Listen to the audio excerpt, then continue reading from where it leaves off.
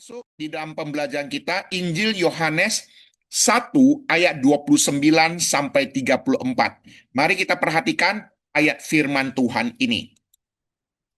Di dalam nas firman Tuhan ini ada beberapa kalimat yang saya arsir merah ya. Nah, coba nanti perhatikan ini punya maksud di dalamnya ya, karena di sini ada beberapa penekanan, poin-poin pengajaran yang ada. Jadi kita di dalam pembahasan PA ini nama pendalaman Alkitab.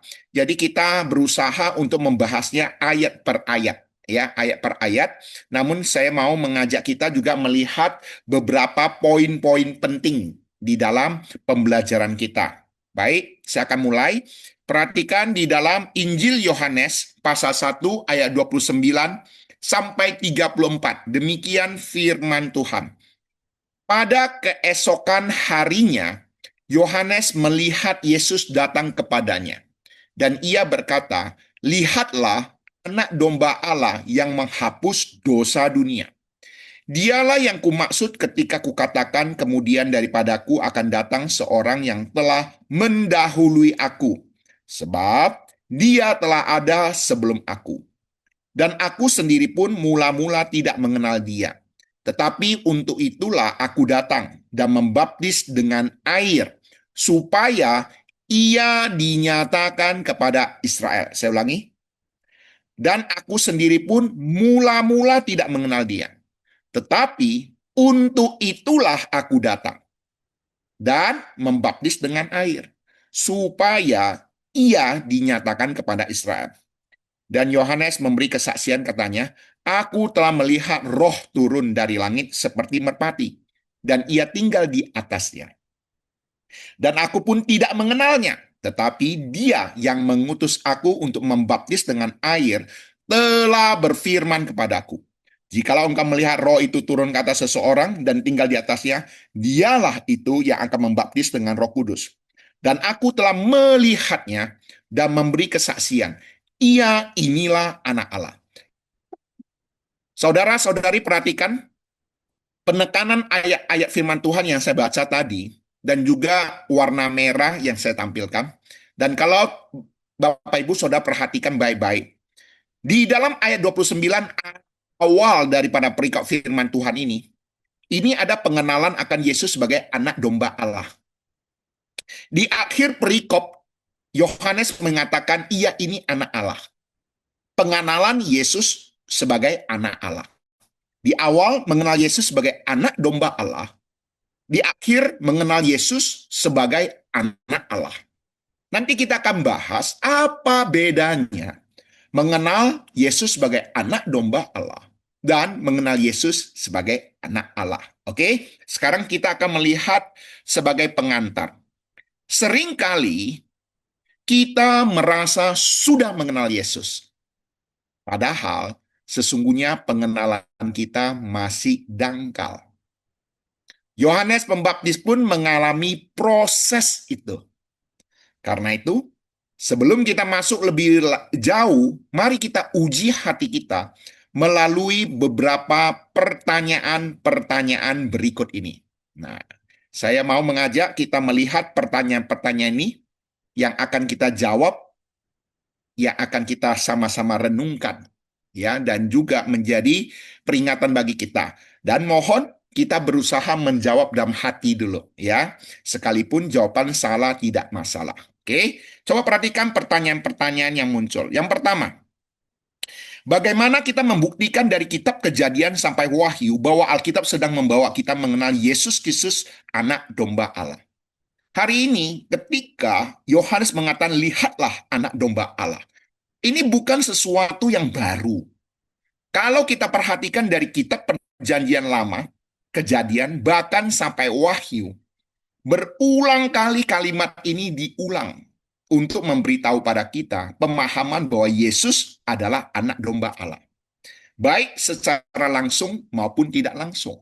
Nah, nanti kita akan melihat dari kitab Kejadian tentang bayangan, tentang tipologi, tentang gambaran Yesus anak domba Allah. Kemudian, apakah Yohanes Pembaptis, seorang pelayan Tuhan yang besar, sudah benar-benar mengenal Yesus Kristus secara baik dan benar?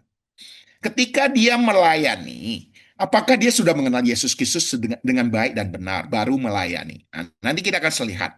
Kemudian, mengapa Yohanes Pembaptis yang pernah bersaksi tentang Kristus justru sempat bimbang terhadap apa yang dia kerjakan? Atau dengan kata lain, menjelang akhir pelayanan daripada Yohanes Pembaptis, mengapa dia sempat bimbang? Mengapa dia sempat ragu tentang Yesus Kristus yang dia beritakan? Nanti kita akan sama-sama pelajari. Dan kebenaran apa yang penting untuk kita sama-sama bisa pahami. Keempat, apakah mungkin kita hari ini yang sedang melayani Yesus juga belum sungguh-sungguh mengenal Dia? Ya, Bapak, Ibu, Saudara, kita selama ini mungkin menganggap kita sudah giat melayani Tuhan. Tetapi permasalahannya apa? Apakah kita sungguh-sungguh mengenal Yesus yang kita layani? Kemudian kelima, jika pengenalan kita terhadap Kristus masih belum sempurna, mengapa Tuhan tetap memanggil kita untuk melayaninya? Nah, ini juga menjadi penghiburan, kekuatan bagi kita. Nah, jadi di sini kalau kita mau melihat secara jelas, pengenalan akan diri Yesus Kristus dan pelayanan itu begitu penting, yang bahkan menghidupi kehidupan kerohanian kita. Atau dengan kata lain, pengenalan diri kita akan Yesus Kristus itu merupakan landasan yang sangat penting di dalam kita melayani. Nah, sebagai mengingat kembali, kira-kira apa sih tujuan Injil Yohanes ditulis? Nah, ini di dalam pembelajaran pertama, kedua, kita sudah diingatkan. Alkitab memberitahu pada kita, Injil Yohanes 20 ayat 31 memberitahu pada kita, tetapi semua yang tercantum di sini telah dicatat supaya kamu percaya bahwa Yesuslah Mesias Anak Allah. Jadi tujuan daripada Injil Yohanes ini ditulis supaya kita percaya bahwa Yesuslah Mesias Anak Allah, dan supaya kamu oleh imanmu memperoleh hidup dalam namanya. Dengan kata lain, bahwa tujuan kita mendalami Injil Yohanes ini adalah selain mengenal Yesus Kristus itu, bagaimana kita yang sudah percaya di dalam iman ini juga memperoleh apa yang Tuhan sudah sediakan bagi kita. Ya, jadi di sini ada dua hal tujuan daripada Injil Yohanes ini ditulis. Baik, kita masuk ke pendalaman Alkitab kita, ya. Yohanes pasal 1 ayat 19. Ini merupakan sebuah proklamasi Yesus Kristus anak domba Allah. Dari Kejadian sampai Wahyu, satu pesan yang sama. Hanya anak domba Allah sediakan yang dapat menebus manusia berdosa. Atau dengan kata lain, dari kitab Kejadian sampai kitab Wahyu, itu sebuah garis benang merah tentang janji anak domba Allah yang menghapus dosa manusia dan digenapi di dalam perjanjian baru dan dimuliakan di dalam kitab Wahyu.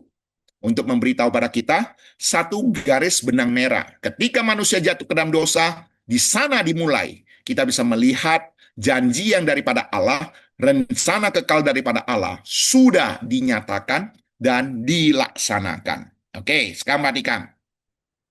Ketika Adam dan Hawa jatuh ke dalam dosa, ya, kita ingat ya, Adam dan Hawa jatuh ke dalam dosa bukan pada saat dia makan buah pengetahuan yang baik dan jahat. Ingat baik-baik. Sebelum makan buah pengetahuan baik dan jahat, ketika dia lebih mentaati perkataan ular, perkataan iblis daripada menaati apa yang Tuhan nyatakan, itu sudah dosa. Jadi dosa bukan oleh karena perbuatan, tetapi oleh karena ketidaktaatan. Ini sudah berulang kali saya sampaikan. Oleh karena ketidakpercayaan pada perkataan Tuhan. Itu dosa pertama manusia. Oleh sebab itulah, untuk memulihkan manusia yang berdosa, yaitu melalui ketaatan. Manusia jatuh pertama dalam dosa oleh karena ketidaktaatan, ketidakpercayaan, maka dipulihkan melalui ketaatan, kepercayaan. Ya, jadi bukan tingkah laku, bukan karena perbuatan. Oke, sekarang perhatikan baik-baik. Ketika Adam dan Hawa jatuh ke dalam dosa, hubungan Allah dan manusia menjadi rusak. Manusia berdosa tidak bisa menutupi dirinya sendiri. Ya, yaitu dengan apa? Dengan usaha sendiri, dengan apa? Dengan membuat daun ara, dari daun ara untuk menutupi ketelanjangan dia. Ini sama ibarat usaha manusia menutupi dosa dengan agama, dengan moral, dengan pembenaran diri. Semuanya yang tidak bisa. Oleh sebab itulah Allah membuat pakaian dari kulit binatang menutupi ketelanjangan manusia. Kalau namanya mengambil kulit binatang, maka binatang itu akan disembelih. Diambil kulitnya dan binatang itu akan mati. Jadi prinsip dasar di dalam Kejadian pasal 3 sudah memberitahu kepada kita ada kematian pengganti untuk menutupi manusia berdosa.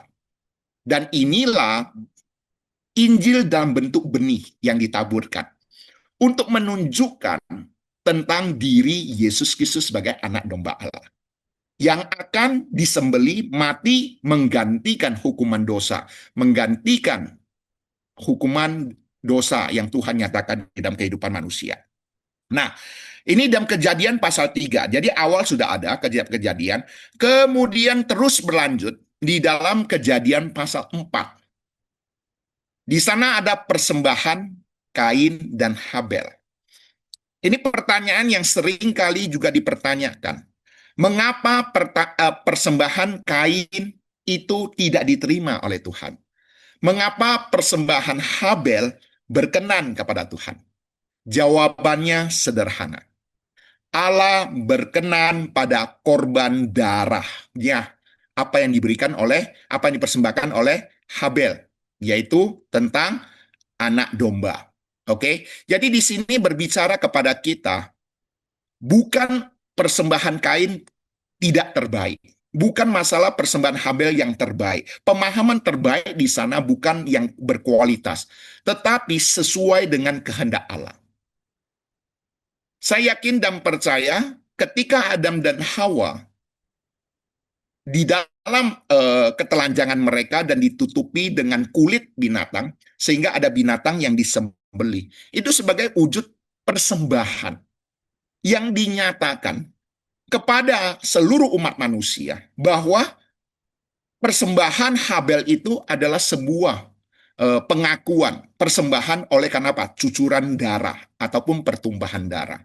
Kemudian dilanjutkan lagi dalam Kejadian pasal 22 tentang kisah Abraham dan Ishak. Bapak Abraham mempersembahkan anak tunggalnya, anak yang terkasih, anak satu-satunya Ishak, dan membawa dia ke Gunung Moria. Nah, kalau kita perhatikan, di sini adalah gambaran ayah, anak tunggal, dan juga Gunung Moria. Ini gambaran juga memberitahu pada kita tipologi atau bayangan tentang Allah Bapa dengan anak tunggal Allah dan dipersembahkan di Bukit Golgota. Nah, ini ada sebuah gambaran-gambaran yang perlu kita sama-sama perhatikan. Dan bukan hanya itu. Pada saat Abraham hendak mempersembahkan Ishak, Allah menyediakan anak domba untuk disembeli. Di sini ada prinsip substitusi, penggantian. Kristus mati menggantikan orang berdosa. Yesus Kristus mati menggantikan hukuman atas kita. Nah, di sini sudah ada gambaran. Sekalipun di sana belum tulis Yesus anak domba Allah. Tetapi bayangan tentang hal ini sudah ada. Oke, sekarang kita melihat lagi lebih rinci. Pertanyaan Ishak yang mengguncang waktu itu. Ishak bertanya kepada Bapak Abraham, di sini sudah ada api dan kayu, tetapi di manakah anak domba untuk korban bakaran itu? Ini sebuah pertanyaan di dalam perjanjian lama yang penting untuk diketahui. Di manakah anak domba itu? Di manakah anak domba itu? Nah, kalau kita perhatikan, sekalipun waktu itu tidak dijawab secara langsung tentang diri Yesus Kristus, tetapi gambaran anak domba yang dimaksud itu dicatat di dalam Alkitab. Keluaran memberitahu pada kita tentang anak domba Paskah yang dipakai untuk menjauhkan bangsa Israel daripada penghukuman pada saat anak-anak sulung orang Mesir akan dihukum. Anak domba yang disembeli itu adalah anak domba yang harus tanpa cacat. Ini merupakan sebuah gambaran tentang Kristus yang kudus, murni, dan tanpa dosa. Dan darah yang harus dioleskan, itu menunjukkan bahwa domba itu harus mati. Dan darahnya dioleskan, ya, di palang pintu yang ada. Nah, Keluaran 12:13 mengatakan, apabila aku melihat darah itu, maka aku akan lewat daripada kamu. Aku akan lewat di sana apa? Aku tidak akan menghukum ataupun membunuh. Nah, di sini perhatikan baik-baik. Keluaran 12 ayat 13. Apabila aku melihat darah itu. Bukan aku melihat tingkah lakumu baik. Bukan aku melihat kamu orang baik, orang suci, orang kudus. Tetapi aku melihat darah itu. Darah anak domba itu loh. Maka aku akan lewat daripada kamu. Aku akan pass over. Aku akan melewatinya. Jadi keselamatan tidak didasarkan pada kebaikan dan kesalehan manusia, tetapi oleh darah korban yang Allah terima. Nah, jadi Bapak Ibu Saudara, sampai di sini Anda bisa melihat bahwa bagaimana keselamatan yang Tuhan nyatakan kepada umat manusia melalui darah anak domba. Oke, nah ini perhatikan ya, setahap demi setahap untuk menjelaskan kepada kita siapakah anak domba yang dimaksud. Oke, kemudian di dalam kitab Imamat memberitahu pada kita juga tanpa pertumbuhan darah tidak ada pendamaian. Dan nubuat Yesaya juga memberitahu kepada kita bahwa ia akan menderita, ia akan memikul dosa orang lain, dihukum bukan karena kesalahannya. Ya, Yesaya 53 ayat 6 berkata, Tuhan menimpakan pada kejahatan kita sekalian. Jadi anak domba itu adalah menggantikan. Ya, jadi kemudian kalau kita perhatikan di dalam perjanjian lama, korban itu harus diulang. Tidak menyempurnakan hati nurani dan hanya bayangan. Ya, jadi artinya apa? Dia akan berlanjut terus menerus. Jadi kalau kita perhatikan di dalam kitab Imamat dan Yesaya sudah memberitahu gambaran bahwa anak domba Allah itu yang dimaksud itu kira-kira bagaimana. Ya, itu ada gambaran tentang diri Yesus Kristus. Nah, kita kembali. Di manakah anak domba itu? Ini pertanyaan perjanjian lama. Dan nabi terakhir di perjanjian lama menjawabnya. Lihatlah anak domba Allah. Nah, jadi Bapak Ibu Saudara sekarang bisa melihat hubungannya. Ya, perjanjian lama dan perjanjian baru.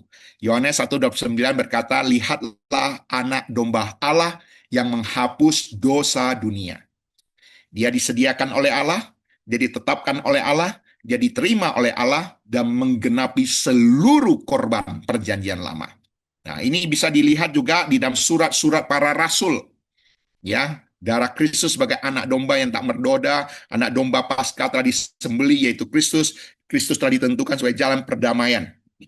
Jadi kalau kita perhatikan dalam seluruh kehidupan daripada Tuhan Yesus menggenapi apa yang tercatat di dalam perjanjian lama. Oleh sebab itu Tuhan Yesus katakan, aku datang bukan untuk meniadakan, tetapi untuk menggenapi. Ya, nah kalau perhatikan lagi baik-baik, anak domba Allah di dalam perjanjian lama dan juga di dalam perjanjian baru. Perjanjian lama ini banyak, berulang kali dan tidak selesai-selesai, hanya untuk sementara. Sedangkan Yesus Kristus satu kali sempurna dan satu kali untuk selama-lamanya. Ini yang dicatat di dalam perjanjian baru Ibrani 10:12. Ia sesudah mempersembahkan hanya satu korban saja karena dosa, telah duduk untuk selama-lamanya di sebelah kanan Allah. Jadi di sini membicara kepada kita bahwa kita tidak perlu lagi ada kurban-kurban domba seperti perjanjian lama.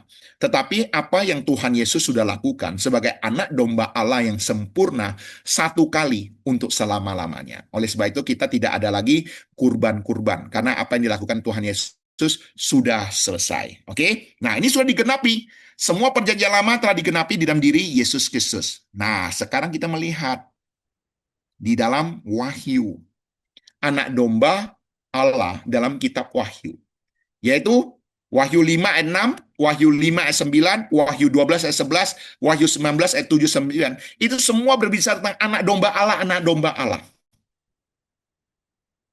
Oke, Bapak Ibu Saudara nanti bisa melihat sekalipun di dalam kitab Wahyu menjelaskan tentang anak domba Allah ini dalam bentuk kita diingatkan bahwa Yohanes di Pulau Patmos sehingga yang disampaikan itu punya gambaran-gambaran yang ada.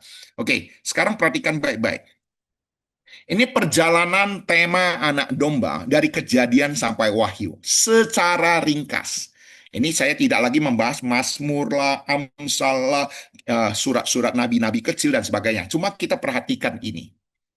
Cukup bagi kita untuk memberitahu kepada kita tentang gambaran anak domba Allah berulang kali dan disampaikan dalam bentuk bayangan, gambaran, digenapi, dan bahkan dimuliakan. Dari kejadian pasal 3 tentang korban anak domba yang pertama sekali untuk menutupi dosa manusia. Kemudian kejadian 4, ya, kemudian kejadian 22, kemudian ya kejadian 4 tentang Kain dan Haber, yaitu korban darah. Kemudian kejadian 22, Yehova Jireh, Tuhan yang menyediakan dan menggantikan. Keluaran 12 tentang darah yang menyelamatkan, ya, yaitu di palang pintu itu, imamat tanpa darah tidak ada pendamaian. Yesaya 53 tentang janji nubuatan pribadi Mesias yang menderita. Yohanes 1 ayat 29 yang sekarang kita renungkan, anak domba diperkenalkan untuk pertama sekali oleh seorang nabi, keturunan imam. Ya, kemudian salib itu berbicara disembelinya untuk dosa dunia. Surat Rasul, korban sudah final, sudah finish. Kemudian wahyu, duduk di tahta disembah untuk selama-lamanya. Ya, anak domba yang duduk di sebelah kanan Allah dan disembah untuk selama-lamanya. Jadi kalau kita perhatikan secara sekilas, Yesus adalah anak domba Allah yang telah disediakan, yang mati menggantikan orang berdosa, bangkit dalam kemenangan, dan akan dimuliakan untuk selama-lamanya. Tuhan, engkaulah anak domba yang mati bagiku. Jadi di sini perhatikan, Yohanes 1 ayat 29 memperkenalkan kepada kita Yesus adalah anak domba Allah yang sudah dijanjikan dari kitab Kejadian sejak manusia jatuh ke dalam dosa dan sudah digenapi dan akan kita saksikan bersama-sama, yaitu di dalam kitab Wahyu, di dalam kemuliaan. Jadi kita berbahagia. Kita sekarang sesungguhnya berada di antara penggenapan anak domba Allah yang mati di atas kayu salib sampai anak domba Allah yang akan dimuliakan nantinya bersama-sama dengan kita. Ya, jadi kita ini berada di transisi tengahnya. Ya, sampai anak domba Allah dimuliakan. Ya, jadi ini sesuatu hal yang patut kita pahami, yang akan disembah. Ya, jadi pemahaman apa yang Tuhan Yesus lakukan dalam dunia ini akan dikenang juga di dalam kerajaan surga. Ya, sehingga kita juga memuji Allah, menyembah Allah oleh karena pengorbanan daripada Yesus Kristus. Keselamatan daripada pengorbanan anak domba Allah. Itu juga adalah salah satu puji-pujian yang akan kita sampaikan di dalam kerajaan surga nantinya. Oke? Jadi ini adalah di dalam kejadian Yohanes 1 ayat 29. Nah, sekarang kita akan melihat dari proses ini, perhatikan baik-baik. Dari kejadian pasal 3, gambaran semakin jelas, semakin jelas, semakin jelas. Kemudian langsung Nabi Perjanjian Lama, Yohanes Pembaptis memperkenalkannya. Kemudian rasul-rasul melanjutkannya sampai wahyu yang akan dimuliakannya. Perhatikan, ini ada sebuah perjalanan, ini sebuah ada proses.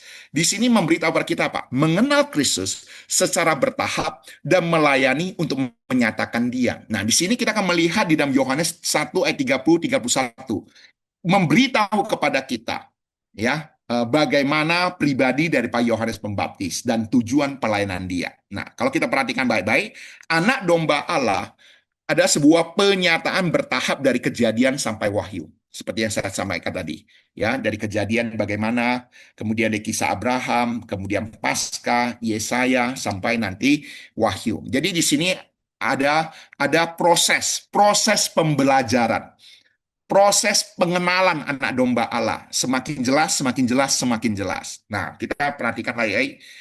Di dalam Yohanes 1 ayat 30 sampai 31, ini ada sebuah pengakuan Yohanes yang jujur. Yang berkata, dialah yang kumaksud ketika kukatakan kemudian daripadaku akan datang seorang yang telah mendahului aku. Sebab dia telah ada sebelum aku, dan aku sendiri pun mula-mula tidak mengenal dia. Tetapi untuk itulah aku datang dan membaptis dengan air, supaya ia dinyatakan kepada Israel.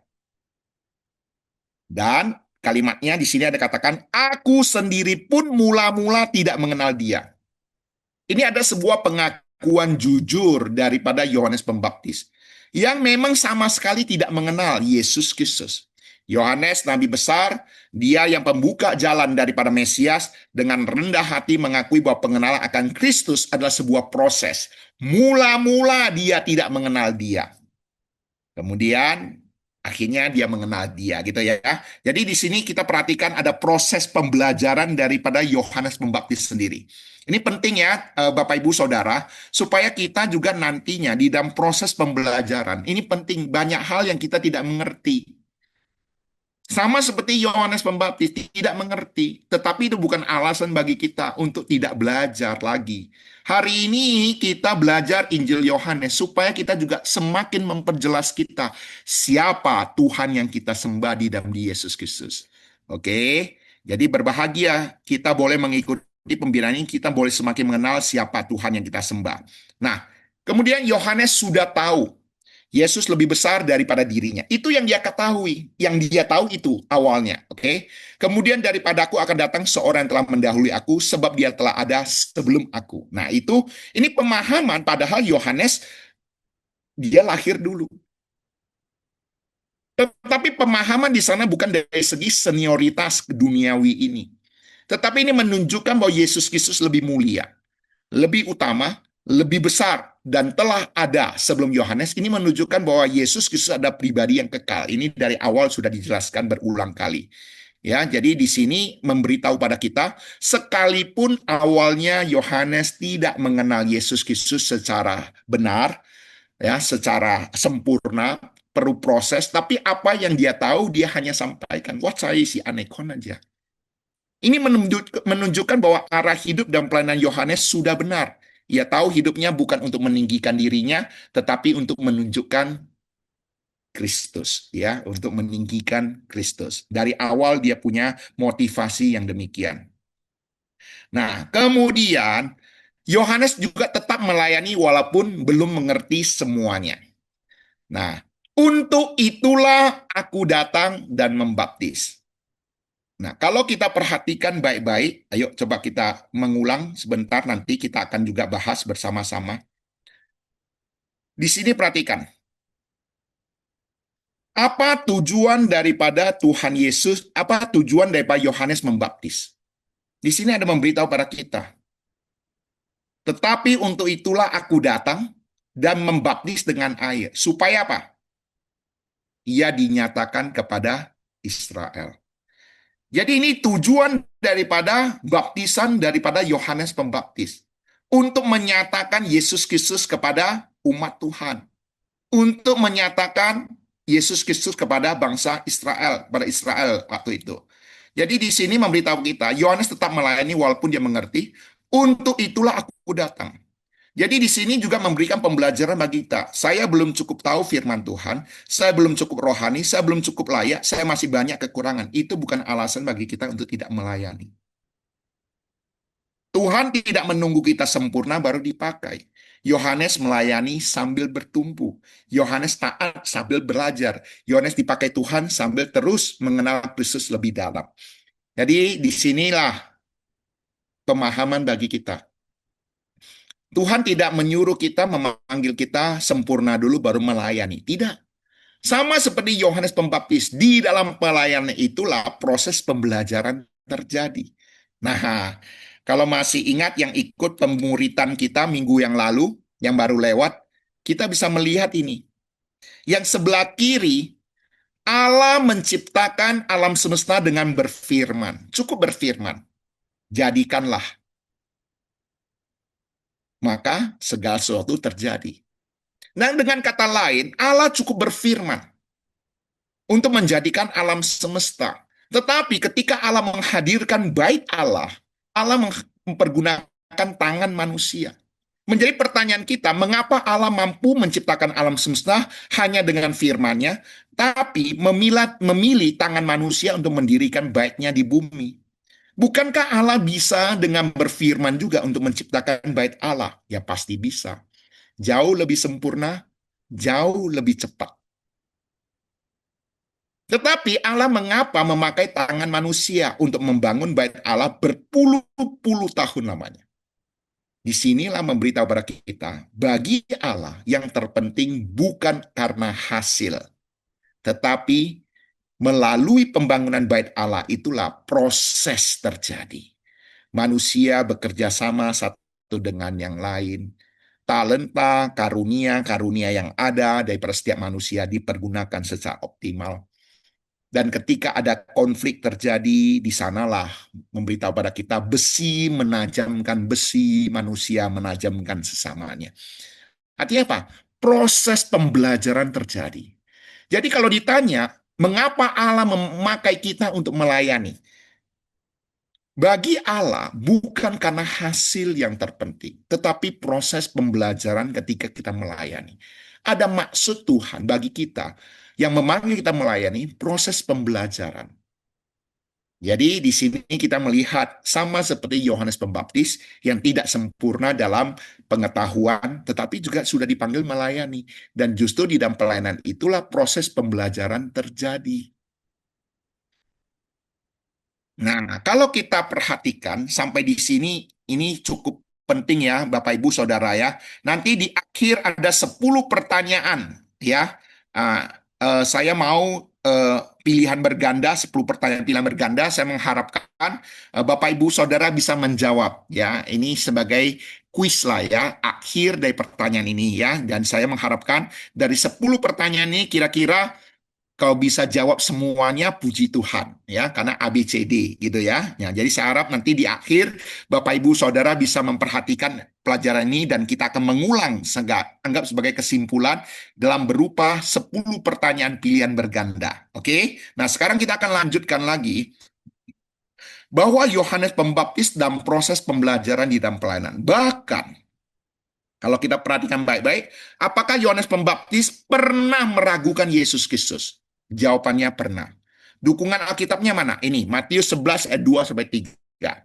Di dalam penjara, Yohanes Pembaptis mendengar tentang pekerjaan Kristus.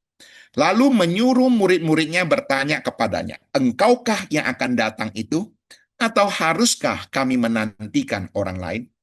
Jadi di sini perhatikan baik-baik ya. Ada sebuah kata merah ya, kata yang saya arsir merah itu punya maksud. Mengapa Yohanes Pembaptis meragukan? Mengapa Yohanes Pembaptis bisa bertanya demikian? Di dalam penjara Yohanes mendengar tentang pekerjaan Kristus. Lalu menyuruh murid-muridnya bertanya pada engkaukah yang akan datang itu atau haruskah kami menantikan orang lain? Ini sebuah pertanyaan yang kalau menurut kita cukup aneh. Padahal dia yang memberitahu pada orang lain, lihatlah anak domba Allah yang menghapus dosa manusia. Padahal dia yang mengakui Yesus adalah anak Allah. Tetapi justru dia bertanya pada murid-muridnya ketika sudah melihat pekerjaan Kristus, karya Kristus. Nah, ayo kita sama-sama belajar ya. Ini sebuah pertanyaan yang seringkali juga dipertanyakan. Mengapa Yohanes bisa bertanya demikian? Yohanes, namun ada ketegangan antara kenyataan dan harapan dia. Apa yang dia lihat dengan apa yang dia pikirkan selama ini bertolak belakang. Kenapa? Karena yang Yesus lakukan waktu itu adalah menyembuhkan orang sakit, memberitakan Injil kepada orang miskin, penuh belas kasihan, membangkitkan orang mati, mengusir setan. Itulah yang dilakukan oleh Tuhan Yesus. Sedangkan pemahaman Yohanes Pembaptis tentang diri Yesus selama ini, dia mengajarkan bahwa Mesias ini akan membawa penghakiman, api, pemisahan gandum dan sekam. Mesias yang akan menghukum. Lalu inilah permasalahan timbul. Apa yang dia mengerti tentang sempurnaan dia. Sampai menjelang akhir kehidupan dia masih saja bergumul dalam hal ini.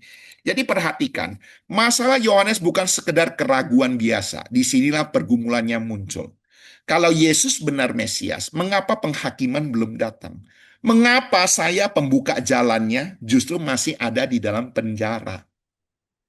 Kenapa Yesus tidak membebaskan saya? Atau dengan kata lainnya demikiannya,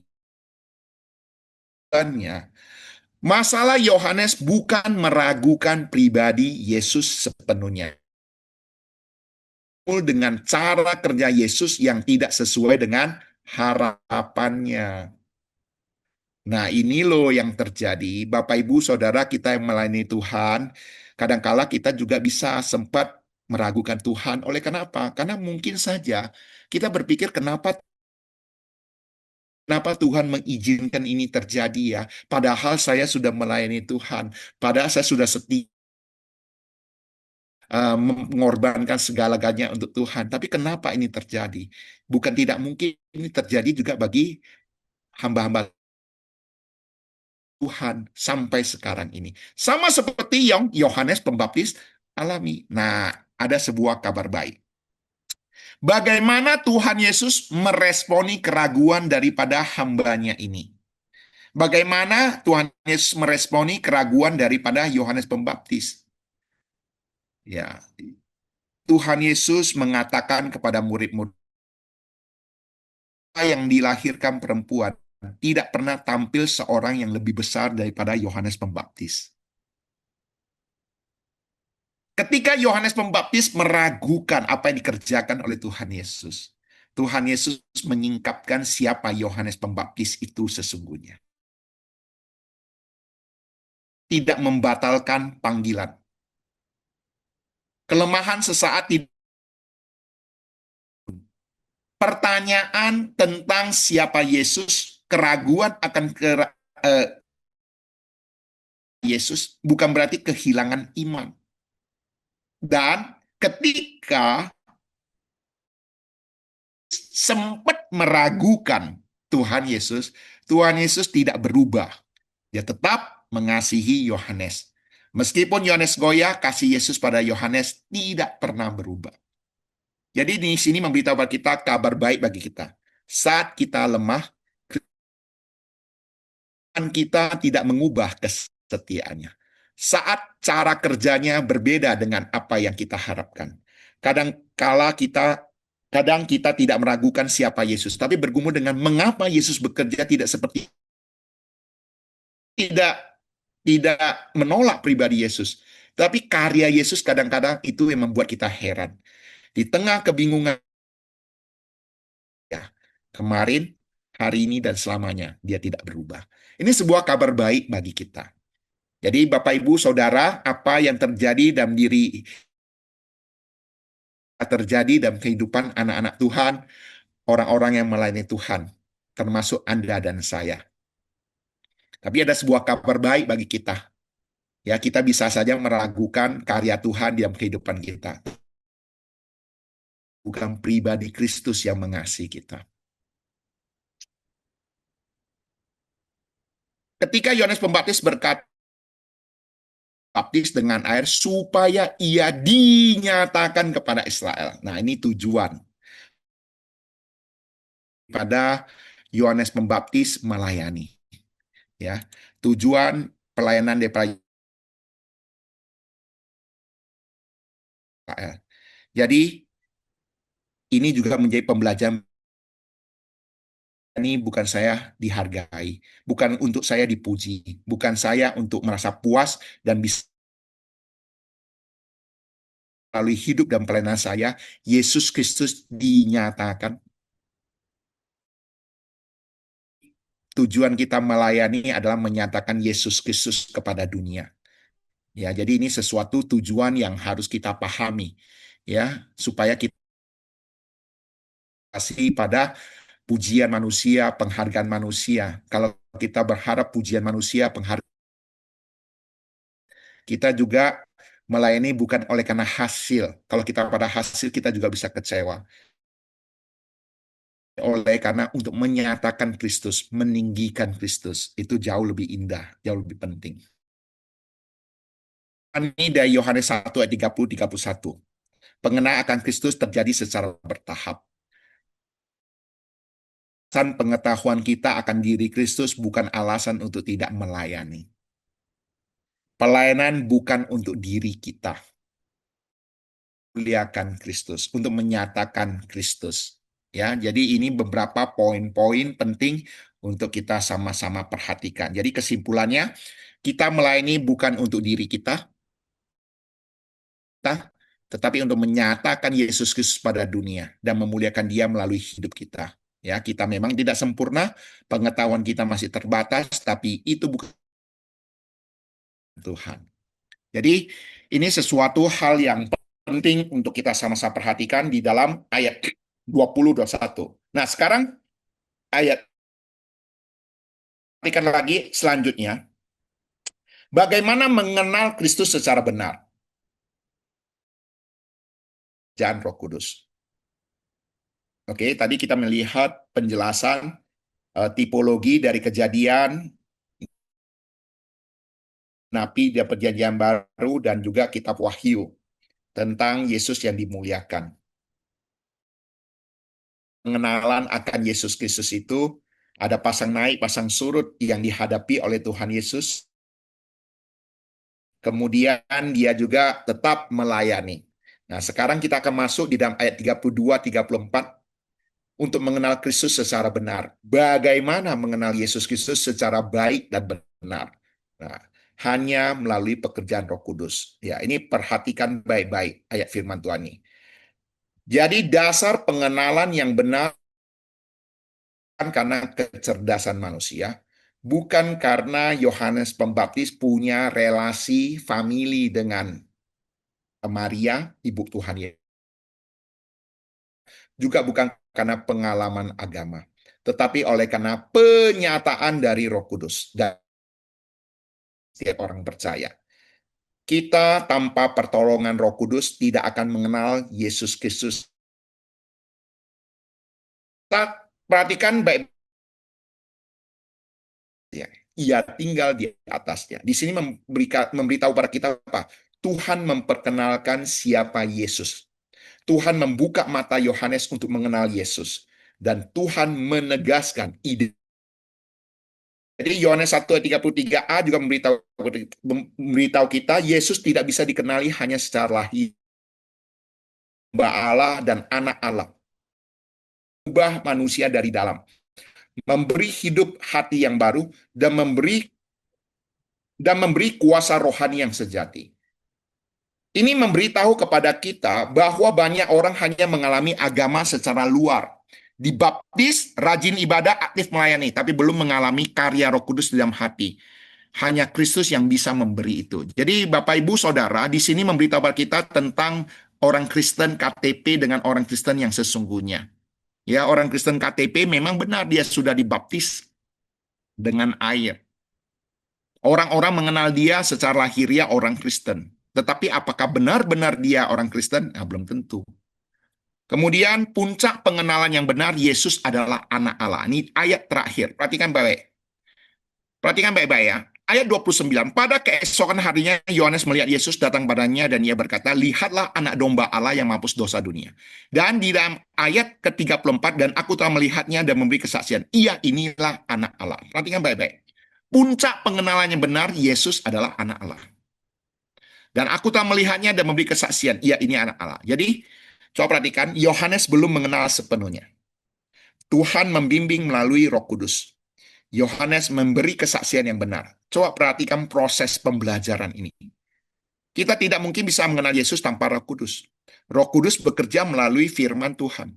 Pekerjaan Roh Kudus selalu memuliakan Tuhan. Dan pelayanan tanpa Roh Kudus sama dengan kosong.